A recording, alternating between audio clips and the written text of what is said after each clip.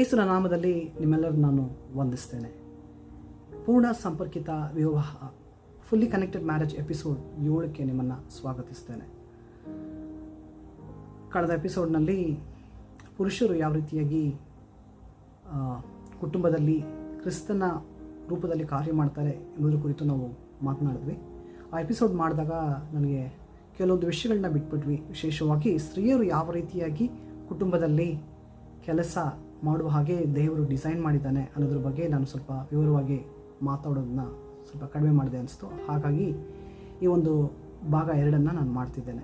ಎಲ್ಲ ವೀಡಿಯೋನ ಶಾರ್ಟಾಗಿ ಮಾಡಬೇಕು ಅನ್ನೋ ಕಾರಣದಿಂದ 15-20 ನಿಮಿಷ ಮಾಡ್ತಿರೋದ್ರಿಂದ ಅಲ್ಲಿ ಮಾತನಾಡೋಕ್ಕಾಗದಂಥ ವಿಷಯಗಳನ್ನು 2ನೇ ಭಾಗವಾಗಿ ಇದರಲ್ಲಿ ನಾನು ಮಾತನಾಡ್ತಿದ್ದೇನೆ. ಸೊ ಹಾಗಾಗಿ ಗಮನವಿಟ್ಟು ಕೇಳ್ರಿ.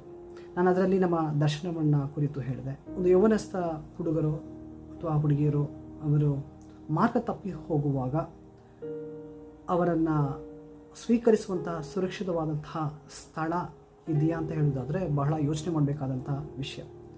ಒಂದು ಹುಡುಗ ಅಯ್ಯ ನಾನು ಫೋನೋಗ್ರಫಿಯಲ್ಲಿ ಅಡಿಕ್ಟ್ ಆಗಿದ್ದೇನೆ, ನನಗೆ ಸಹಾಯ ಮಾಡಿ ಅಂತ ಧೈರ್ಯವಾಗಿ ಕೇಳುವಂತಹ ಸುರಕ್ಷಿತವಾದಂತಹ ಸ್ಥಳವಾಗಿ ಸಭೆಗಳು ಇದೆಯಾ ಅಂತ ಕೇಳೋದಾದರೆ ಅದು ಪ್ರಶ್ನೆಯಾಗಿ ಉಳಿದಿದೆ. ನಾನು ಕಾಲೇಜಿಂದ ನೋಡಿದಂಥ ಒಂದು ವಿಷಯ, ತಂದೆ ತಾಯಿಗಳು ಹೇಳ್ತಾರೆ ನಮ್ಮ ಹುಡುಗ ಹಾಗೆ ಮಾಡಲ್ಲ ರೀ, ನನ್ನ ಮಗಳು ಹಾಗೆ ಮಾಡಲ್ಲ ಅಂತ. ನಮ್ಮಮ್ಮ ಭಾಳ ಚೆನ್ನಾಗಿ ಹೇಳೋರು. ಏನಂದರೆ ಯಾವ ರೀತಿ ಹೇಳೋರು ಅಂದರೆ, ಮಗ ನಾನು ನಿನ್ನ ನಂಬ್ತೇನೆ ಯಾಕೆಂದರೆ ನೀನು ನನ್ನ ಮಗ, ಆದರೆ ನಾನು ನಿನ್ನ ವಯಸ್ಸನ್ನ ನಂಬಲ್ಲ ಅಂತ. ನೋಡಿ, ಯಥಾರ್ಥತೆಯನ್ನು ಅರ್ಥ ಮಾಡ್ಕೊಳ್ಬೇಕು.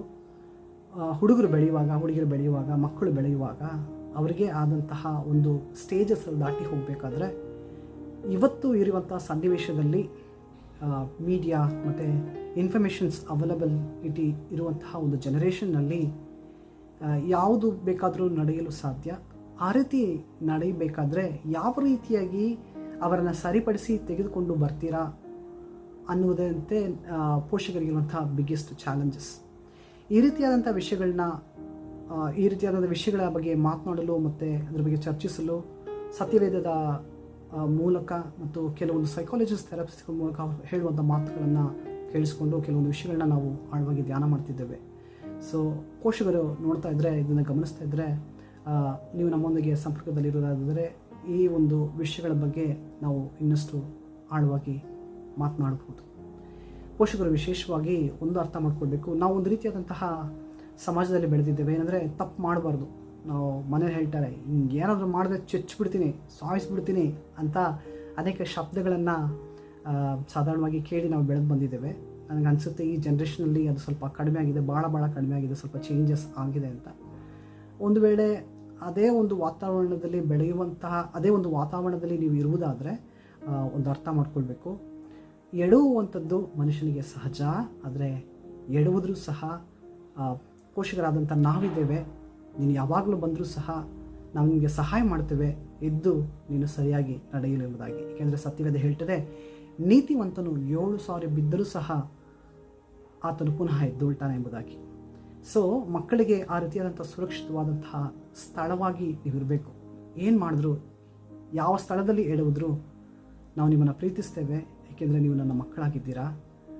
ಈ ಒಂದು ಸಮಾಜದಲ್ಲಿ ಬಿದ್ದು ಹೋದಂಥ ಪ್ರಪಂಚದಲ್ಲಿ ವಾಕ್ಯಕ್ಕೆ ವಿರುದ್ಧವಾಗಿಯೋ ಅಥವಾ ನಮಗೆ ವಿರುದ್ಧವಾಗಿಯೋ ಎಡುವಂಥ ಸಾಧ್ಯತೆಗಳು ಹೆಚ್ಚು. ಒಂದು ವೇಳೆ ಎಡುವುದರೂ ಸಹ ನಮ್ಮ ಬಳಿ ಬನ್ನಿ, ನಾವು ಖಂಡಿತವಾಗಿ ನಿಮಗೆ ಸಹಾಯ ಮಾಡ್ತೇವೆ ಅನ್ನುವಂಥ ಒಂದು ಧೈರ್ಯ, ಒಂದು ನಂಬಿಕೆ, ಒಂದು ವಾತಾವರಣವನ್ನು ಮನೆಯಲ್ಲಿ ಸೃಷ್ಟಿಸಬೇಕಾದಂಥ ಬಹಳ ಅವಶ್ಯಕವಾದಂಥ ಒಂದು ವಿಷಯ. ಆ ರೀತಿ ಮಾಡುವುದಾದರೆ ಮಕ್ಕಳು ಸುರಕ್ಷಿತವಾಗಿ ಆರೋಗ್ಯವಾಗಿ ಬೆಳೀತಾರೆ. ಅವರು ಎಲ್ಲೇ ಎಡುವುದರೂ ಸಹ ಅವರನ್ನು ಸರಿ ಮಾಡಬಹುದು. ಸರಿ, ಕಳೆದ ಎಪಿಸೋಡ್ನಲ್ಲಿ ಮಿಸ್ ಆದಂತಹ ವಿಷಯಗಳನ್ನು ಮಾತನಾಡೋಣ. 2-3 ವರ್ಷಗಳ ಹಿಂದೆ ಒಂದು ಪಾಸ್ಟರ್ಸ್ ಕಾನ್ಫರೆನ್ಸ್ ಅಟೆಂಡ್ ಮಾಡೋದಕ್ಕಾಗಿ ಚೆನ್ನೈಗೆ ಹೋಗಿದ್ದೆ.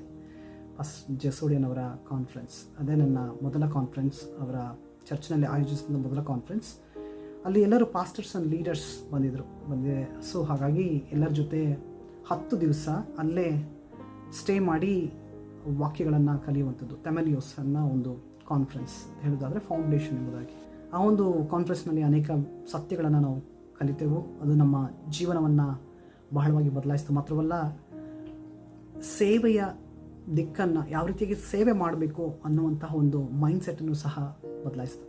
ಏನಿರಲಿ, ಆ ಕಾನ್ಫರೆನ್ಸಲ್ಲಿ ಬಹಳ ಕ್ಲೋಸ್ ಆದ್ವಿ. ಬಿಕಾಸ್ 10 ದಿವಸ ಒಟ್ಟಿಗೆ ಊಟ ಮಾಡ್ತಿದ್ವಿ, ಒಟ್ಟಿಗೆ ವಾಕ್ಯ ಕೇಳ್ತಿದ್ವಿ, ಎಲ್ಲರೊಂದಿಗೆ ಸೇರಿ ವಾಕ್ಯ ಕಲಿಯುವುದು, ಮಾತನಾಡುವಂಥದ್ದು, ಈ ರೀತಿಯಾದಂಥ ವಿಷಯಗಳಿತ್ತು. ಪ್ರತಿ ದಿವಸ ಕಾನ್ಫರೆನ್ಸ್ ಮುಗಿದ ಮೇಲೆ 10 ಗಂಟೆ ಮೇಲೆ ಟೀ ಅಂಗಡಿಯಲ್ಲಿ ಕೂತು ಸುಮಾರು ಅರ್ಧ ಗಂಟೆ 1 ಗಂಟೆವರೆಗೂ ಮಾತಾಡ್ತಿದ್ವಿ. ಈ ರೀತಿಯಾದಂಥ ಸಂದರ್ಭಗಳಲ್ಲಿ ನಾನು ಏನು ಮಾಡ್ತಿದ್ದೆ, ನನ್ನ ಹೆಂಡತಿಯೊಂದಿಗೆ ಮಾತನಾಡೋದಕ್ಕಾಗಿ ಸ್ವಲ್ಪ ಸಮಯವನ್ನು ತೆಗೆದುಕೊಂಡು ನಾನು ಸಪ್ರೇಟಾಗಿ ಹೋಗಿ ಮಾತಾಡ್ತಾ ಇದ್ದೆ ನನ್ನ ಹೆಂಡತಿ ಜೊತೆ. ಯೂಶ್ವಲಾಗಿ ಮದುವೆ ಆಗದಂಥ ಹುಡುಗರಂದರೆ ಎಲ್ಲ ರೇಗಿಸ್ತಾ ಇದ್ರು, ನನ್ನ ಗರ್ಲ್ ಫ್ರೆಂಡ ಅಂತ. ಆದರೆ ಮದುವೆ ಆಗಿರೋದು, ಮಕ್ಕಳಿರೋದೆಲ್ಲ ಗೊತ್ತಿರೋದ್ರಿಂದ ಪಾಸ್ಟರ್ಸ್ ದೂರದಿಂದ ನೋಡೋರು ಕೇಳ್ತಿದ್ರು. ನೋಡಿಬಿಟ್ಟು ಥಾಮಸ್ ಅವರೇ ನೋಡಿದ ತಕ್ಷಣ, ಫೋನಲ್ಲಿ ಇರೋದು ನೋಡಿದ ತಕ್ಷಣ, ಓ ಹೋಲಿ ಸ್ಪಿರಿಟಾ, ಮಾತಾಡಿ ಅಂತ ಅವ್ರು ಹೋಗ್ತಿದ್ರು. ಸೊ ಹೆಂಡತಿ ಜೊತೆ ಮಾತಾಡುವುದನ್ನು ಅವರು ಈ ರೀತಿಯಾಗಿ ಅವ್ರು ಹೇಳ್ತಾಯಿದ್ರು, ಹೋಲಿ ಸ್ಪಿರಿಟ್ ಜೊತೆ ಮಾತಾಡ್ತಿದ್ದೀರಾ, ಮಾತಾಡಿ ಅಂತ. ಸೊ ಆ ಒಂದು ಸಮಯದಲ್ಲಿ ನನಗೆ ಬಹಳ ಯೋಚನೆ ಮಾಡೋದಕ್ಕೆ, ಅಂದರೆ ಈ ಒಂದು ವಿಷಯದಲ್ಲಿ ಸ್ವಲ್ಪ ಕುತೂಹಲ ಉಂಟಾಗಿ ಇದ್ರ ಬಗ್ಗೆ ನಾನು ಯೋಚನೆ ಮಾಡೋಕ್ಕೆ ಶುರು ಮಾಡಿದೆ. ಸೊ ನಿಜ ಹೇಳೋದಾದರೆ, ಆದಿಕಾಂಡ 2ನೇ ಅಧ್ಯಾಯ 18ನೇ ವಾಕ್ಯದಲ್ಲಿ ದೇವರು ಹೇಳ್ತಾರೆ, ಮನುಷ್ಯನು ಏಕಾಂಗಿಯಾಗಿರುವುದು ಒಳ್ಳೆಯದಲ್ಲ ಎಂಬುದಾಗಿ ಹೇಳಿ ಆತನಿಗೆ ಸರಿಹೊಂದುವಂತಹ ಒಂದು ಹೆಲ್ಪರ್, ಸಹಾಯಕಿಯನ್ನು ಆತನಿಗೆ ಕೊಡ್ತಾರೆ ದೇವರು. ಅಂದರೆ ದೇವರು ಆದಾಮನ ಜೀವಿತದಲ್ಲಿ ಒಂದು ಉದ್ದೇಶವನ್ನು ಕೊಟ್ಟು ಆತನನ್ನು ಸೃಷ್ಟಿಸಿದನು. ಆ ಉದ್ದೇಶವನ್ನು ಆತನು ಏಕಾಂಗಿಯಾಗಿ ಮಾಡಲು ಆತನು ಕಷ್ಟಪಡ್ತಾನೆ ಎಂಬುದಾಗಿ ಹೇಳಿ ಆತನಿಗೆ ಸರಿಹೊಂದುವಂಥ ಒಂದು ಹೆಲ್ಪ್ಮೇಟನ್ನು ಆದಾಮನಿಗೆ ದೇವರು ಕೊಡ್ತಾರೆ. ಸೊ ಈ ಹೆಲ್ಪ್ಮೇಟ್ ಅನ್ನುವಂತಹ ಹೆಂಡತಿ ದೇವರ ಉದ್ದೇಶವನ್ನು ನೆರವೇರಿಸುವುದಕ್ಕೆ ಆದಾಮನಿಗೆ ದೇವರು ಕೊಟ್ಟಂತಹ ಸಹಾಯಕಿ. ಸೊ ಯೋಹನ ಬರೆದ ಸುವಾರ್ತೆಯಲ್ಲಿ ನೀವು ಬರುವುದಾದರೆ, ಯೇಸು ಸ್ವಾಮಿ ಹೇಳ್ತಾರೆ, ನಾನು ಹೋಗುವುದು ನಿಮಗೆ ಹಿತಕರವಾಗಿದೆ, I will go and I will send you another helper ಎಂಬುದಾಗಿ ಯೇಸು ಸ್ವಾಮಿ ಹೇಳ್ತಾರೆ, ನಾನು ನಿಮಗೆ ಮತ್ತೊಬ್ಬ ಸಹಾಯಕನನ್ನು ಕಳಿಸ್ತೇನೆ ಎಂಬುದಾಗಿ. ಸೊ ಹೀಬ್ರೂ ಶಬ್ದದಲ್ಲಿ ಎಜೇರ್ ಎಂಬುದಾಗಿ, ನಮ್ಮನ್ನು ರಕ್ಷಿಸುವುದಕ್ಕಾಗಿ, ಸಹಾಯ ಮಾಡುವುದಕ್ಕಾಗಿ, ಬಲಹೀನತೆಯಲ್ಲಿ ಬಲಪಡಿಸುವುದಕ್ಕಾಗಿ, ಉತ್ತೇಜನಗೊಳಿಸುವುದಕ್ಕಾಗಿ, ಎನ್ಕರೇಜ್ ಮಾಡುವುದಕ್ಕಾಗಿ, ನಮಗಾಗಿ ಪ್ರಾರ್ಥಿಸುವುದಕ್ಕಾಗಿ, ನಮ್ಮೊಂದಿಗೆ ನಿಲ್ಲುವುದಕ್ಕಾಗಿ ನಮಗೆ ದೇವರು ಕೊಟ್ಟಂತಹ ಒಂದು ವಿಶೇಷವಾದಂತಹ ಗಿಫ್ಟ್ ಅಂತ ಹೇಳ್ಬೋದು.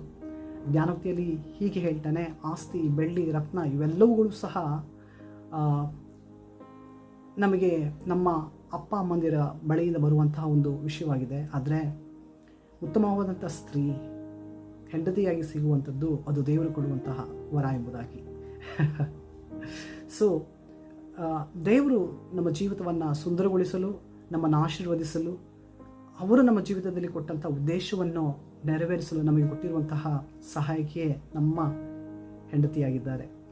ಸೊ ಹಾಗಾಗಿ ಯಾವ ರೀತಿಯಾಗಿ ಗಂಡಂದಿರು ಕ್ರಿಸ್ತನು ಸಭೆಯನ್ನು ಪ್ರೀತಿಸಿದ ಪ್ರಕಾರವೇ ಪ್ರೀತಿಸಬೇಕೆಂಬುದಾಗಿದೆಯೋ, ಅದೇ ರೀತಿ ಪರಿಶುದ್ಧಾತ್ಮನು ಸಭೆಯನ್ನು ಸಭೆಗೆ ಯಾವ ರೀತಿಯಲ್ಲಿ ಅವರು ಸಹಾಯ ಮಾಡ್ತಾರೆ, ಯಾವ ರೀತಿಯಾಗಿ ಬಲಪಡಿಸ್ತಾರೋ ಅದೇ ರೀತಿಯಲ್ಲಿ ಗಂಡಂದಿರಿಗೆ ಸ್ತ್ರೀಯರು ಬಲವಾಗಿ ನಿಂತಿದ್ದಾರೆ.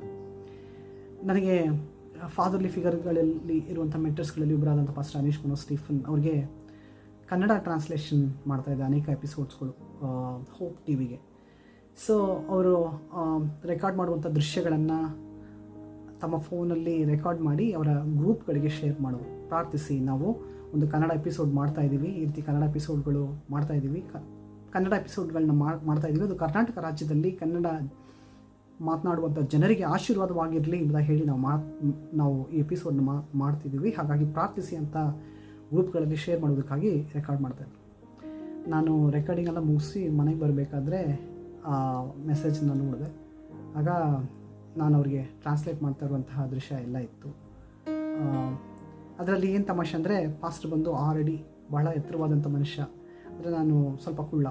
ಸೊ ಅವರ ಹೈಟಿಗೆ ಈಕ್ವಲ್ ಆಗಿರೋ ಹಾಗೆ ಏನು ಮಾಡಿದ್ರು ಅಂದರೆ, ಕಲ್ಲನ್ನು ಇಟ್ಟು ಕಲ್ಲ ಮೇಲೆ ಒಂದು ಮ್ಯಾಟನ್ನು ಹಾಕಿ ಅದ್ರ ಮೇಲೆ ನಾನು ನಿಂತು ಸ್ವಲ್ಪ ಹೈಟ್ ಮ್ಯಾಚ್ ಆಗೋ ಥರ ಎಲ್ಲ ನಿಂತು ನಾನು ಟ್ರಾನ್ಸ್ಲೇಟ್ ಮಾಡಿದ್ದೆ. ಸೊ ನನ್ನ ಹೆಂಡತಿ ಇದನ್ನು ನೋಡಿದ ತಕ್ಷಣ, ರೆಕಾರ್ಡ್ ಮಾಡಿದವರು ಇದನ್ನೆಲ್ಲ ನೋಡೋ ರೀತಿಯಲ್ಲಿ, ಇದೆಲ್ಲ ಕಾಣೋ ರೀತಿಯಲ್ಲಿ ರೆಕಾರ್ಡ್ ಮಾಡಿದ್ದಾರೆ ರೀ, ಇದನ್ನು ನೀವು ಅಬ್ಸರ್ವ್ ಮಾಡಿಲ್ವಾ ಅಂತ ಕೇಳಿದ್ರು. ಸೊ ಇಮಿಡಿಯೇಟಾಗಿ ನಾನು ಪಾಸ್ಟರ್ ಅನೀಶ್ಮಾನ್ ಅವರಿಗೆ ಮೆಸೇಜ್ ಮಾಡಿದೆ, ಬ್ರದರ್ ಈ ರೀತಿಯಾಗಿ ರೆಕಾರ್ಡ್ ಮಾಡಬೇಕಾದ್ರೆ ನಾನು ನಿಂತಿರುವಂತಹ ಕಲ್ಲು ಮ್ಯಾಟ್ ಎಲ್ಲ ಕಾಣ್ತಾ ಇದೆ ಅಂತ ನಾನು ಟೆಕ್ಸ್ಟ್ ಮಾಡಬೇಕಾದ್ರೆ ಅವರು ರಿಟರ್ನ್ ನನಗೆ ವಾಯ್ಸ್ ಮೆಸೇಜ್ ಕಳಿಸಿದ್ರು ಮಲಯಾಳಮಲ್ಲಿ. ಹೀಗೆ ಹೇಳಿದರು, ನಮ್ಮ ಜೀವಿತದಲ್ಲಿ ನಮಗಿರುವಂತಹ ಕೊರತೆಗಳನ್ನು ಎತ್ತಿ ತೋರಿಸಲು, ನಮಗೆ ಸರಿಪಡಿಸಲು ಪರಿಶುದ್ಧಾತ್ಮನ ನಂತರ ನಮ್ಮ ಜೀವಿತದಲ್ಲಿ ನಮಗೆ ಕೊಟ್ಟಿರುವಂಥ ವ್ಯಕ್ತಿ ನಮ್ಮ ಹೆಂಡತಿಯರೇ ಅನ್ನೋದು ಈಗ ಅರ್ಥ ಆಗ್ತಾ ಇದೆಯಾ ನಿನಗೆ ಅಂತ ಕಳಿಸಿದ್ರು. ಸೊ ಅವ್ರು ಏನು ಹೇಳಿದಂದರೆ, ಅವರು ಪ್ರಸಂಗ ಮಾಡಬೇಕಾದ್ರೂ ಸರಿ, ಅವರ ಸೇವೆಯಲ್ಲೂ ಸಹ ಅವರ ಬೆಸ್ಟ್ ಕ್ರಿಟಿಕ್ಸ್ ಯಾರಂದರೆ ಅವರ ಹೆಂಡತಿಯಾಗಿದ್ದಾರೆ. ಅವ್ರು ಹೇಳಿದರು, ಪ್ರತಿಯೊಬ್ಬರ ಜೀವಿತದಲ್ಲೂ ಪ್ರತಿಯೊಬ್ಬರಿಗೂ ಹೆಂಡತಿಯಾದಂಥವರೇ ನಮ್ಮ ಕೊರತೆಗಳನ್ನು ಅವರು ಮೇಲೆತ್ತಿ ತೋರಿಸಿ ಅದನ್ನು ಸರಿ ಮಾಡುವುದಕ್ಕೆ ಸಹಾಯ ಮಾಡುವಂತಹ ವ್ಯಕ್ತಿಯಾಗಿದ್ದಾರೆ. ಪರಿಶುದ್ಧಾತ್ಮನ ನಂತರ ನಮ್ಮ ಜೀವಿತದಲ್ಲಿ ದೇವರು ನಮಗೆ ಅವರನ್ನೇ ಉಡುಗೊರೆಯಾಗಿ ಕೊಟ್ಟಿದ್ದಾರೆ ಎಂಬುದಾಗಿ ಅವರು ಕಳಿಸಿದ್ರು. ಸೊ ಸ್ತ್ರೀಯರೇ, ನೀವು ಆಶೀರ್ವಾದ ಹೊಂದಿದವರು, ನಿಮ್ಮ ಪಾತ್ರ ಬಹಳ ಮುಖ್ಯವಾದದ್ದು, ಬಹಳ ಬಲವಾದದ್ದು. ಪರಿಶುದ್ಧಾತ್ಮನ ಕುರಿತು ಮಾತನಾಡಬೇಕಾದ್ರೆ ಅನೇಕ ವಿಷಯಗಳಾಗಿದೆ. ಪರಿಶುದ್ಧಾತ್ಮರು ಸಂತೈಸುವಂಥ ಆತ್ಮರು. ನಾವು ಹಾದು ಹೋಗುವಂಥ ಕಷ್ಟದ ಸಂದರ್ಭಗಳಲ್ಲಿ, ನೋವಿನಲ್ಲಿ, ಸಂಕಟಗಳಲ್ಲಿ ನಮ್ಮನ್ನು ಅಪ್ಪಿ ಸಂತೈಸುವಂತಹ ದೇವರು. ನಾವು ಹಾದು ಹೋಗುವಂತಹ ಆಳುವಂಥ ನೋವಿನಲ್ಲಿ ಅವರೇ ನಮಗೆ ಸಂತತ್ವನ. ಸೊ ಒಂದು ಪುರುಷ ಅಂದರೆ ಗಂಡಂದಿರು ಅವರು ಆಳವಾದಂಥ ನೋವಿನಲ್ಲೂ ಯಾವುದೋ ಒಂದು ಮನ ಒತ್ತಡದಲ್ಲೂ ಇರಬೇಕಾದ್ರೆ ಅವರನ್ನು ಸಂತೈಸುವುದಕ್ಕಾಗಿ ದೇವರು ನಿಮ್ಮನ್ನು ಇಟ್ಟಿದ್ದಾರೆ. ಮಾತ್ರವಲ್ಲ, ಬಲಪಡಿಸುವ ಆತನು, ಪರಿಶುದ್ಧಾತ್ಮರು ಬಲಪಡಿಸುವಂಥವರಾಗಿದ್ದಾರೆ. ಪರಿಶುದ್ಧಾತ್ಮರು ರೋಮವರ್ಗದವರಿಗೆ ಬರೆದ ಪತ್ರಿಕೆ 8ನೇ ಅಧ್ಯಾಯದಲ್ಲಿ ಹೀಗೆ ಇದೆ, ಅವರು ನಾವು ದೇವರ ಮಕ್ಕಳಾಗಿದ್ದೇವೆ ಎಂಬುದಾಗಿ ಸಾಕ್ಷಿ ಕೊಡುವಂಥವರಾಗಿದ್ದಾರೆ. ಯಾವಾಗ ಪುರುಷ ತನ್ನ ಕುರಿತು ಆತನು ಪ್ರಶ್ನೆ ಮಾಡುವಂತಹ ಸನ್ನಿವೇಶಗಳಿಗೆ ಹೋಗುವಾಗ ನೀವು ನಿಂತು ಹೇಳ್ತೀರಾ, ನೀನು ದೇವರ ಮಗನಾಗಿದ್ದಿ, ಕ್ರಿಸ್ತನಲ್ಲಿ ನೀತಿವಂತನಾಗಿದ್ದಿ ಎಂಬುದಾಗಿ. ನನ್ನ ಹೆಂಡತಿ ಆಗಾಗ ಅದು ಮಾಡ್ತಾರೆ. ಯಾವಾಗೆಲ್ಲ ನಾನು ಬಲಹೀನತನಾಗಿರ್ತೇನೆ, ಯಾವುದೂ ಸರಿ ನಡೀತಾ ಇಲ್ಲ ಅಂತ ಹೇಳಬೇಕಾದ್ರೆ ನನ್ನ ಹೆಂಡತಿ ನನ್ನನ್ನು ನೋಡಿ ಕೇಳ್ತಾರೆ, ನೀವು ಯಾರು ಎಂಬುದಾಗಿ. ನಾನು ಉತ್ತರ ಹೇಳಬೇಕು, ನಾನು ದೇವರ ಮಗನು ಎಂಬುದಾಗಿ. ನಾನು ಸರ್ವಶಕ್ತನ ಮಗನು ಎಂಬುದಾಗಿ. ಪವಿತ್ರಾತ್ಮರ ಕ್ರಿಯೆ ಅದೇ. ನಾವು ಯಾವಾಗ ನಮ್ಮನ್ನು ಕುರಿತು ಪ್ರಶ್ನೆ ಮಾಡ್ತೇವೆ, ಆಗ ಪರಿಶುದ್ಧಾತ್ಮನು ಒಳಗಿನಿಂದ ನೀನು ದೇವರ ಮಗನಾಗಿದ್ದಿ, ದೇವರ ಸ್ವರೂಪದಲ್ಲಿ ಸೃಷ್ಟಿ ಮಾಡಲ್ಪಟ್ಟವನು, ಕ್ರಿಸ್ತನ ನೀತಿವಂತಿಕೆಯನ್ನು ಹೊಂದಿದಾತನು ಎಂಬುದಾಗಿ ಸಾಕ್ಷಿ ಕೊಡುವಂಥ ಆತ್ಮನು ಅದೇ ಕೆಲಸವನ್ನೇ ಸ್ತ್ರೀಯರೇ, ಹೆಂಡತಿಯರೇ, ನಿಮ್ಮ ಗಂಡದರಿಗೆ ನೀವು ಮಾಡುವುದಕ್ಕಾಗಿ ಕರೆಯಲ್ಪಟ್ಟವರಾಗಿದ್ದೀರಾ. So you are call to encourage your husband and know who they are. ನಾವು ಬೆಳೆದಂಥ ಸಮಾಜದಲ್ಲಿ ಪುರುಷರು ಯಾವ ರೀತಿಯಾಗಿ ಫೀಲ್ ಮಾಡ್ತಾರೆ ಅಂದರೆ, ಅವ್ರ ಜೀವನದಲ್ಲಿ ಯಾವುದೋ ಒಂದು ಕೆಲಸದಲ್ಲಿ ಅಥವಾ ಲೈಫಲ್ಲಿ ಯಾವುದಾದ್ರೂ ಒಂದು ಅಚೀವ್ ಮಾಡೋದ್ರ ಮೂಲಕ he feels like he is a man ಎಂಬುದಾಗಿ. ಆದರೆ ನೀವು ಯಾವ ರೀತಿಯಾಗಿ ಈ ಪ್ರಪಂಚ ಅವ್ರನ್ನ ಜಡ್ಜ್ ಮಾಡುತ್ತೋ ಆ ರೀತಿಯಾಗಿ ನೀವು ಜಡ್ಜ್ ಮಾಡದೆ, ನೀನು ಇರುವಂಥ ರೀತಿಯಲ್ಲೇ ನಾನು ನಿನ್ನನ್ನು ಪ್ರೀತಿಸ್ತೇನೆ, ಕ್ರಿಸ್ತನು ಯಾವ ರೀತಿಯಾಗಿ ನಿನ್ನನ್ನು ನೋಡ್ತಿದ್ದಾನೋ ಅದೇ ರೀತಿಯಲ್ಲೇ ನಾನು ನಿನ್ನನ್ನು ನೋಡ್ತೇನೆ, ನೀನು ದೇವರ ಮಗನಾಗಿದ್ದಿ, ನೀನು ಜೀವನದಲ್ಲಿ ಮಾಡಬೇಕಾದಂಥ ಎಲ್ಲವುಗಳನ್ನು ದೇವರು ನಿನ್ನೊಳಗೆ ಇಟ್ಟಿದ್ದಾನೆ, ನೀನು ಯಾವತ್ತೂ ಸಹ ಸೋಲುವುದಕ್ಕೆ ಸಾಧ್ಯವಿಲ್ಲ. ಯಾಕೆಂದರೆ ನೀನು ಗೆಲ್ಲಲು ಬೇಕಾದಂಥ ಎಲ್ಲವುಗಳನ್ನು ಸಹ ಆತನು ನಿನ್ನೊಳಗೆ ಇಟ್ಟಿದ್ದಾನೆ. ದೇವರು ಕೊಟ್ಟಿರುವಂತಹ ವರ, ದೇವರು ಕೊಟ್ಟಿರುವಂಥ ಜ್ಞಾನ, ದೇವರು ಕೊಟ್ಟಿರುವಂಥ ತಲಾಂತು, ದೇವರು ಕೊಟ್ಟಿರುವ ಗಿಫ್ಟ್ಗಳನ್ನು ನೀನು ಗುರುತಿಸಿ ಅವುಗಳಲ್ಲಿ ಕಾರ್ಯ ಮಾಡಬಹುದು ಎಂಬುದಾಗಿ ಹೇಳಿ ಉತ್ತೇಜನ ಪಡಿಸುವಂಥ ವ್ಯಕ್ತಿ, ಎನ್ಕರೇಜ್ ಮಾಡುವಂಥ ವ್ಯಕ್ತಿ ಸ್ತ್ರೀಯರೇ ನೀವಾಗಿದ್ದೀರಾ. ರೋಮಪುರದವರಿಗೆ ಬರೆದ ಪತ್ರಿಕೆಯಲ್ಲಿ ಪವಿತ್ರಾತ್ಮನ ಕುರಿತು ಅನೇಕ ವಿಷಯಗಳು ಬರೆಯಲ್ಪಟ್ಟಿದೆ. ನನಗೆ ಬಹಳ ಇಷ್ಟವಾದಂಥ ಒಂದು ಚಾಪ್ಟರ್. ಅದರಲ್ಲಿ ಇನ್ನೊಂದು ಮುಖ್ಯವಾದಂಥ ವಿಷಯ ಏನು ಅಂತ ಹೇಳುವುದಾದರೆ, ಪವಿತ್ರಾತ್ಮರು ನಮಗೋಸ್ಕರ ಪ್ರಾರ್ಥಿಸುವಂತಹ ಸ್ಥಾನದಲ್ಲಿದ್ದಾರೆ. ಅವರು ನಮಗೋಸ್ಕರ ಪ್ರಾರ್ಥಿಸುವವರಾಗಿದ್ದಾರೆ. ಪ್ರತಿಯೊಂದು ಗಂಡಂದಿರಿಗೂ ಹೆಂಡತಿಯವರ ಪ್ರಾರ್ಥನೆ ಬಹಳ ಮುಖ್ಯ. ಬರೀ ಸೇವೆ ಮಾಡುವವರಿಗೆ ಮಾತ್ರವಲ್ಲ, ಪ್ರತಿಯೊಂದು ಗಂಡಂದಿರಿಗೂ ಸ್ತ್ರೀಯರ ಪ್ರಾರ್ಥನೆ ಬಹಳ ಬಹಳ ಮುಖ್ಯ. ಅನೇಕ ಸ್ತ್ರೀಯರ ಪ್ರಾರ್ಥನೆ ಗಂಡಂದಿರನ್ನು ಮೇಲಕ್ಕೆ ಎತ್ತಿದೆ, ಗಂಡಂದಿರನ್ನು ಕಾಪಾಡಿದೆ, ಕೆಲವೊಂದು ಬೇಡವಾದಂಥ ವಿಷಯಗಳಿಂದ ಅವರನ್ನು ಸಂರಕ್ಷಣೆಗೊಳಿಸಿದೆ. ಮನೆಯನ್ನೇ ಅದು ಕಟ್ಟಿಸುವಂತಹ ಒಂದು ವಿಷಯವಾಗಿದೆ. ನೀವು ಮಾಡುವಂಥ ಪ್ರಾರ್ಥನೆ ನಿಮ್ಮ ಕುಟುಂಬಕ್ಕೆ ಆಶೀರ್ವಾದವಾಗಿದೆ. ಅನೇಕರು ತಾಯಿಯ ಪ್ರಾರ್ಥನೆ ಬಗ್ಗೆ ಹೇಳ್ತಾರೆ, ನಾನು ಸಹ ಅದರ ಬಗ್ಗೆ ನಾನು ಮಾತನಾಡಿದ್ದೇನೆ. ಅದು ಬಹಳ ಮುಖ್ಯವಾದದ್ದು. ಒಂದು ತಾಯಿಯ ಪ್ರಾರ್ಥನೆ ಬಹಳ ಬಲವುಳ್ಳದ್ದು ಎಂಬುದಾಗಿ. ಆದರೆ ಇವತ್ತು ಹೇಳ್ತಿದ್ದೇನೆ, ತಾಯಿಯ ಪ್ರಾರ್ಥನೆ ಯಾವ ರೀತಿ ಬಲವುಳ್ಳದ್ದು, ಒಂದು ಹೆಂಡತಿಯ ಪ್ರಾರ್ಥನೆಯೂ ಸಹ ಅಷ್ಟೇ ಬಲವುಳ್ಳದ್ದು. ನಿಮ್ಮ ಯಜಮಾನರು ಯಾವ ಒಂದು ವಿಷಯದಲ್ಲಿ ಕರೆಯಲ್ಪಟ್ಟಿದ್ದಾರೆ, ಬಿಸ್ನೆಸ್ಸು ಅಥವಾ IT ಫೀಲ್ಡು ಅಥವಾ ಯಾವ ಉದ್ಯೋಗದಲ್ಲಿ ದೇವರು ಅವರನ್ನು ಇಟ್ಟಿದ್ದಾರೆ, ಸೇವೆಯಲ್ಲೂ ಯಾವ ವಿಷಯದಲ್ಲಿ ಇಟ್ಟಿದ್ದಾರೋ ಅವರು ಉನ್ನತಿಗೆ ಬರುವುದನ್ನು ನೀವು ಅವರು ಉನ್ನತಿಗೆ ಬರುವಂಥದ್ದು, ಆ ಒಂದು ಕೆಲಸದಲ್ಲಿ ಪ್ರೋಗ್ರೆಸ್ ಆಗುವಂಥದ್ದು, ಆ ಕೆಲಸದಲ್ಲಿ ಅವರು ನಡೆಸಿದ ಪ್ರಕಾರ ಮುಂದೆ ಹೋಗುವುದಕ್ಕಾಗಿ ಪ್ರಾರ್ಥಿಸಲು ನೀವು ಇದ್ದೀರಾ. ದೇವರು ಅವರಿಗಾಗಿ ಪ್ರಾರ್ಥಿಸೋದಕ್ಕಾಗಿ ನಿಮ್ಮನ್ನು ಅವರಿಗೆ ಕೊಟ್ಟಿದ್ದಾನೆ. ಸೊ ಹಾಗಾಗಿ ಅವರಿಗಾಗಿ ಪ್ರಾರ್ಥಿಸುವಂತಹ ವ್ಯಕ್ತಿ ನೀವಾಗಿದ್ದೀರಾ, ಅವರನ್ನು ಬಲಪಡಿಸುವಂಥ ವ್ಯಕ್ತಿ ನೀವಾಗಿದ್ದೀರಾ, ಅವರನ್ನು ಉತ್ತೇಜಿಸುವಂತಹ ವ್ಯಕ್ತಿ ನೀವಾಗಿದ್ದೀರಾ. ಸೊ ಇವುಗಳನ್ನೆಲ್ಲ ಯಾವ ರೀತಿಯಾಗಿ ನೀವು ಮಾಡ್ತೀರ ಅಂತ ಹೇಳುವುದಾದರೆ ಪವಿತ್ರಾತ್ಮರ ಸಹಾಯದ ಮೂಲಕವೇ. ಪವಿತ್ರಾತ್ಮರ ಸಹಾಯದಲ್ಲಿ ನೀವು ಪ್ರಾರ್ಥನೆಯಲ್ಲಿ ನೀವು ಸಮಯವನ್ನು ಬಿತ್ತುವಾಗ ಅವರು ನಿಮಗೆ ಅನೇಕ ಆಲೋಚನೆಗಳನ್ನು ಕೊಡ್ತಾರೆ, ಅನೇಕ ವಿಷಯಗಳನ್ನು ತಿಳಿಯಪಡಿಸ್ತಾರೆ, ಯಾವ ರೀತಿಯಾಗಿ ಪ್ರಾರ್ಥಿಸಬೇಕು ಎಂಬುದನ್ನು ಕೊಡ್ತಾರೆ. ಅನೇಕರು ನೆನೆಸ್ಕೊಳ್ಬೋದು, ಬ್ರದರ್ ನಾನೇನು ಅಷ್ಟು ಭಕ್ತಿಯಲ್ಲಿ ಬೆಳೆದಿಲ್ಲ, ನನಗೇನು ಅಷ್ಟೊಂದು ಇದಿಲ್ಲ ಎಂಬುದಾಗಿ. ಆದರೆ ಒಂದು ನೀವು ಅರ್ಥ ಮಾಡ್ಕೊಳ್ಬೇಕು, ನೀವು ಮಗಳಾಗಿದ್ದೀರಾ. ಮಗಳಾಗಿರುವ ಕಾರಣ ಅಪ್ಪನ ಬಳಿ ಮಾತನಾಡುವುದಕ್ಕೆ ವಿಶೇಷವಾದಂಥ ಪದಗಳು ಬೇಕಾಗಿಲ್ಲ, ಅಲಂಕೃತ ಪದಗಳು ಬೇಕಾಗಿಲ್ಲ. ಯಾವ ರೀತಿಯಾಗಿ ನಿಮ್ಮ ತಂದೆ ಬಳಿ ನೀವು ಮಾತನಾಡ್ತೀರಾ ಅದೇ ರೀತಿಯಾಗಿ ದೇವರ ಬಳಿ ನೀವು ಮಾತನಾಡ್ಬೋದು. ಯಾಕೆಂದರೆ ಎಲ್ಲರಿಗೆ ದೇವರಾಗಿರುವಾತನು ನಿಮಗೆ ತಂದೆಯಾಗಿದ್ದಾನೆ, ನೀವು ಅದನ್ನು ತಂದೆಯಾಗಿ ನೋಡ್ರಿ. ಯೇಸು ಸ್ವಾಮಿ ಲೋಕದಲ್ಲಿ ಇದ್ದಾಗ ಆತನು ಕಲಿಸಿಕೊಟ್ಟಂಥ ವಿಷಯ ತಂದೆ ಎಂಬುದಾಗಿ ಕರೆಯಿರಿ ಎಂಬುದಾಗಿ. ನೀವು ಆತನನ್ನು ತಂದೆಯಾಗಿ ನೋಡಿ ನಿಮ್ಮ ಭಾವನೆಗಳನ್ನು ಅಲ್ಲಿ ಹಂಚುವಾಗ, ನೀವು ಪ್ರಶ್ನೆಗಳನ್ನು ಕೇಳುವಾಗ ಪವಿತ್ರಾತ್ಮರು ನಿಮಗೆ ಸಹಾಯಗಳನ್ನು ಮಾಡ್ತಾರೆ. ಸೊ ಆ ಪವಿತ್ರಾತ್ಮರ ಶಕ್ತಿಯಿಂದ ನಿಮ್ಮ ಯಜಮಾನರನ್ನು ನೀವು ಪ್ರೀತಿಸಿ, ಅವರನ್ನು ಉತ್ತೇಜಿಸಿ, ಅವರನ್ನು ಬಲಪಡಿಸಿ, ಅವರಿಗೆ ಪ್ರಾರ್ಥಿಸಿ ಅವರನ್ನು ನೀವು ಕಟ್ಟಬಹುದು. ಬುದ್ಧಿಯುಳ್ಳಂಥ ಸ್ತ್ರೀ ತನ್ನ ಮನೆಯನ್ನು ಕಟ್ತಾಳೆ ಎಂಬುದಾಗಿ ಜ್ಞಾನೋಕ್ತಿ ಹೇಳ್ತಾನೆ. ಆ ರೀತಿಯಾದಂಥ ಬುದ್ಧಿಯುಳ್ಳಂಥ ಸ್ತ್ರೀಯಾಗಿ ನೀವಿರ್ತೀರ. ಯಾಕೆಂದರೆ ಬುದ್ಧಿಯನ್ನು, ಜ್ಞಾನದ ಆತ್ಮನು ನಿಮಗೆ ಕೊಡ್ತಾನೆ ನೀವು ಪ್ರಾರ್ಥಿಸುವಾಗ. ಇಲ್ಲಿ ಇನ್ನೊಂದು ವಿಷಯ ನಾನು ಪುರುಷರಿಗೆ ಹೇಳಲು ಬಯಸ್ತೇನೆ. ಒಂದು ಪಾಸ್ಟರ್ಸ್ ಕಾನ್ಫರೆನ್ಸ್ನಲ್ಲಿ ಹೀಗೆ ಹೇಳಿದ್ರು, ಪಾಸ್ಟರ್ಸ್ ಆಗಿರುವಂಥ ನೀವು ನಿಮ್ಮ ಹೆಂಡತಿಯರು ಒಂದು ವೇಳೆ ಆತ್ಮಿಕ ಜೀವಿತದಲ್ಲಿ ನಿಮಗಿಂತ ಕೆಳಗೆ ಇರಬಹುದು, ಒಂದು ಆತ್ಮಿಕ ಬೆಳವಣಿಗೆ ಇದೆಯಲ್ಲ ಆ ಒಂದು ಸ್ಟೇಜಲ್ಲಿ ನಿಮಗಿಂತ ಕೆಳಗೆ ಇರ್ಬೋದು, ಆದರೆ ಅವರು ಹೇಳುವಂತಹ ವಿಷಯಗಳನ್ನು ಬಹಳ ಕಿವಿಗೊಟ್ಟು ಕೇಳಬೇಕು, ಆ ಸಲಹೆಗಳನ್ನು ಗಮನಿಸಿ ತೆಗೆದುಕೊಳ್ಬೇಕು ಅಂತ ಹೇಳಿದರು. ಯಾಕೆಂದರೆ ಅವರು ಪವಿತ್ರಾತ್ಮನ ಸ್ವರಕ್ಕೆ ಬಹಳ ಸೂಕ್ಷ್ಮವುಳ್ಳಂಥ ವ್ಯಕ್ತಿಗಳಾಗಿರ್ತಾರೆ ಎಂಬುದಾಗಿ. ಯೂಶಲಾಗಿ ನೋಡಿ, ಕರೆಕ್ಷನ್ಸ್ ಹೇಳುವಾಗ ಅದು ಇಷ್ಟ ಆಗಲ್ಲ. ಮೆಚುರಿಟಿ ಏನು ಗೊತ್ತಾ? ಕರೆಕ್ಷನ್ನ ರಿಸೀವ್ ಮಾಡೋದೇ ಮೆಚುರಿಟಿ. ನೋಡಿ, ನನ್ನ ಮಗಗೆ ಜಸ್ಟ್ 3.5 years ಆಗ್ತದೆ. ನಾನೇನಾದರೂ ನೋ ಅಂದರೆ ಅವ್ನಿಗೆ ಇಷ್ಟ ಆಗಲ್ಲ. ಮಾಡಬೇಡ ಅಂದರೆ ಕೋಪ ಬರ್ತದೆ, ಕೆಲವೊಂದು ಟೈಮ್ ಅಳ್ತಾನೆ, ಕೆಲವೊಂದು ಟೈಮ್ ಕ್ರ್ಯಾಂಕಿನೆಸ್ ಮಾಡ್ತಾನೆ, ಟ್ಯಾಂಟ್ರಮ್ಸ್ ತೋರಿಸ್ತಾನೆ. ಮಗುವಾಗಿಂದಾಗಲೇ ಕರೆಕ್ಷನ್ನ ರಿಸೀವ್ ಮಾಡುವಂಥದ್ದು ಮನುಷ್ಯನಿಗೆ ಬಹಳ ಕಷ್ಟವಾದಂಥ ವಿಷಯ. ಹಾಗಾಗಿ ಹೇಳುವಂಥದ್ದು, when we are how we know we are mature, when we are ready to receive the correction, especially from our spouse.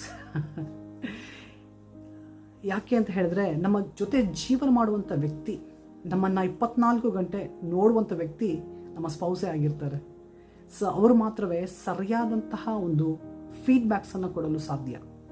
Mentors ಬೇಕು, ಅದಕ್ಕೆ ಹೇಳ್ತೇನೆ, ಮೆಂಟರ್ಸ್ ಬೇಕು ನಿಜ. ಆದರೆ ಮೆಂಟರ್ಸ್ ನಮ್ಮನ್ನು ವಾರಕ್ಕೆ ಒಂದು ಸತಿನೋ, ವಾರಕ್ಕೆ 2 ಸತಿನೋ ಅಥವಾ ತಿಂಗಳಿಗೆ ಒಂದು ಸತಿನೋ ನೋಡ್ಬೋದು. ಫಸ್ಟ್ ಜೆಸಡನ್ ಹೇಳ್ತಾರೆ, you should ask your wife. ನೀವು ಫೀಡ್ಬ್ಯಾಕನ್ನು ನಿಮ್ಮ ಹೆಂಡತಿ ಹತ್ರ ಕೇಳಬೇಕು ಎಂಬುದಾಗಿ. ಸೊ ಅವ್ರು ಹೇಳ್ತಾರೆ, ನಿಮ್ಗೆ ಫೀಡ್ಬ್ಯಾಕ್ ಬೇಕಂದರೆ ಕೆಲವು ಪಾಸ್ಟರ್ಸ್ ಅವ್ರ ಹತ್ರ ಬಂದು ಫೀಡ್ಬ್ಯಾಕ್ ಹೇಳ್ತಾರೆ. ಅಂದರೆ ಫಸ್ಟೇ ನನಗೊಂದು ಫೀಡ್ಬ್ಯಾಕ್ ಕೊಡಿ ಎಂಬುದಾಗಿ. ಯಾಕೆ ಹೇಳ್ತಾರೆ, ನನ್ನ ಯಾಕಪ್ಪ ಕೇಳ್ತೀಯಾ? ನಿನಗೆ ಕ್ಲೋಸ್ಡ್ ಆಗಿರುವಂಥ ಪರ್ಸನ್ ಬಳಿ ಕೇಳು, ನಿನ್ನ ಹೆಂಡತಿ ಬಳಿ ಕೇಳು, ನಿನ್ನ ತಂದೆ ತಾಯಿಗಳ ಬಳಿ ಕೇಳು, ನಿನ್ನ ಜೊತೆ ಜೀವನ ಮಾಡುವಂಥ ವ್ಯಕ್ತಿಯ ಬಳಿ ಕೇಳು ಅಂತ ಹೇಳ್ತಾರೆ. ನಾನು ನಿನ್ನ ಯಾವಾಗಲೂ ಒಂದು ಸತಿ ನೋಡ್ತೇನೆ, ಆದರೆ ಆ ವ್ಯಕ್ತಿಗಳು ಕೊಡುವಂತಹ ಒಂದು ಫೀಡ್ಬ್ಯಾಕ್ಸ್ ಬಹಳ ಉತ್ತಮವಾಗಿರ್ತದೆ ಎಂಬುದಾಗಿ. ನೋಡಿ, ಸ್ಪೆಷಲಾಗಿ ಪುರುಷರಿಗೆ ಒಂದು ಸಮಸ್ಯೆ ಏನು ಗೊತ್ತಾ? ಬೇರೆಯವ್ರ ಬಳಿ ಕರೆಕ್ಷನ್ಸನ್ನು, ಫೀಡ್ಬ್ಯಾಕ್ಸ್ನ ಈಸಿಯಾಗಿ ರಿಸೀವ್ ಮಾಡ್ಕೊಳ್ತೇವೆ, ಆದರೆ ಹೆಂಡತಿ ಬಳಿ ಕಷ್ಟ. ಏಕೆಂದರೆ we want to be a leader and hero to our wife, but the real hero will receive the feedback. He will humble himself to receive the feedback. ಆರಂಭದ ದಿವಸಗಳಲ್ಲಿ ನನ್ನ ಹೆಂಡತಿ ಕೊಟ್ಟಂಥ ಸಲಹೆಗಳು ನನಗೆ ಬಹಳ ಕಷ್ಟವಾಗಿತ್ತು. ಆದರೆ ಐ ರಿಯಲಿ ಲುಕ್ ಬ್ಯಾಕ್. ಕೆಲವೊಂದು ಸಲಹೆಗಳನ್ನು ನಾನು ನಿಜವಾಗ್ಲೂ ತೊಗೊಂಡಿದ್ರೆ ಅನೇಕ ಇಂಪ್ರೂವ್ಮೆಂಟ್ಸ್ನ ನೋಡ್ಬೋದಾಗಿತ್ತು. ಆದರೆ ಈ ಒಂದು ರೀತಿಯಾದಂತಹ ಬೆಳಕಿಗೆ ಬಂದ ಮೇಲೆ I start receiving the feedback. ಇನ್ನು ಒಂದು ವಿಷಯ ಮಾತನಾಡ್ತೇನೆ, ಭಾವನಾತ್ಮಕ ವ್ಯತ್ಯಾಸಗಳನ್ನ ಮಾತನಾಡ್ತೇನೆ. ಇಬ್ಬರು ಗಂಡ ಹೆಂಡತಿ ಅಂದರೆ ಪುರುಷರು ಸ್ತ್ರೀಯರು ವ್ಯತ್ಯಾಸ ಉಳ್ಳಂಥವ್ರು. ನಾನು ಆರಂಭದಿಂದ ಹೇಳಿದೆ, ಸ್ತ್ರೀಯರು ಬಹಳ ಭಾವನಾತ್ಮಕ ವ್ಯಕ್ತಿಗಳು, ಪುರುಷರು ಸ್ವಲ್ಪ ಲಾಜಿಕ್ ಆಗಿರ್ತಾರೆ ಅಂತ. ಪುರುಷರಿಗೆ ಮನಸ್ಸು ಕಷ್ಟ ಆದಾಗ ಅವ್ರು ಪ್ರಾಸೆಸ್ ಮಾಡುವಂತಹ ವಿಧ ಬೇರೆ ಆಗಿರುತ್ತೆ, ಸ್ತ್ರೀಯರಿಗೆ ಬೇರೆ ಆಗಿರುತ್ತೆ. ಸ್ತ್ರೀಯರು ಅಳ್ತಾರೆ, ಮನೆ ಬಿಟ್ಟು ಮಾತಾಡ್ತಾರೆ, ಅವರಿಗೆ ಮಾತಾಡಿದ್ರೇ ಸಾಂತ್ವನ ಹೊಂದು. ಅಂದರೆ ಪುರುಷರು ಹಾಗಲ್ಲ, ನೀವು ಸ್ವಲ್ಪ ಟೈಮ್ ಕೊಡಿ ಅಂತ ಹೇಳ್ತಾರೆ. ನೀವು ಪುನಃ ಹೋಗಿ ಹೇಳ್ತಾ ಇದ್ದರೆ ಇರಿಟೇಟ್ ಆಗಿ ಕಿರ್ಚ್ಬಿಡ್ತಾರೆ. ಯಪ್ಪ ಈ ಮನುಷ್ಯ ಯಾಕೆ ಹಿಂಗೆ ಆಡ್ತಾನೆ ಅಂತ ಒಂದೊಂದು ಸತಿ ನೀವು ಅಂದ್ಕೊಳ್ಬೋದು, ಬಾಯಿ ತೆಗೆದು ಕೂಡ ಹೇಳ್ಬೋದು, ಯಾಕ್ರಿ ನಾನು ಏನ್ರಿ ಮಾಡಿದೆ ಅಂತ. ಸೊ ಯಾಕೆಂದರೆ ಅವ್ರಿಗಾಗುವಂತಹ ಭಾವನಾತ್ಮಕ ವಿಷಯಗಳನ್ನು ಅವ್ರು ಸ್ವಲ್ಪ ಟೈಮ್ ತೆಗೆದುಕೊಂಡು ನಿಶಬ್ದವಾಗಿ ಪ್ರಾಸೆಸ್ ಮಾಡ್ತಾರೆ.